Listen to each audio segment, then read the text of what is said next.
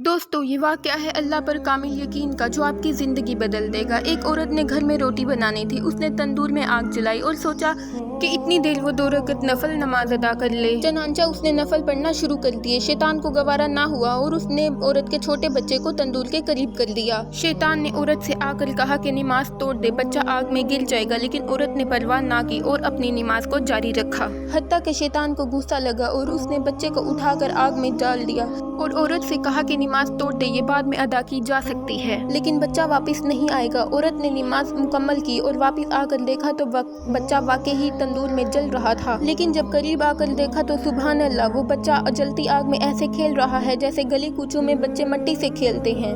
उस औरत के अल्लाह पर कामिल यकीन की वजह से उस औरत के बच्चे की जान भी बच गई और अल्लाह भी राजी हो गया। तो ये थी अल्लाह पर कामिल यकीन की एक दास्तां। और दोस्तों ऐसी मज़ीद वीडियोस को देखने के लिए हमारा चैनल सब्सक्राइब करें।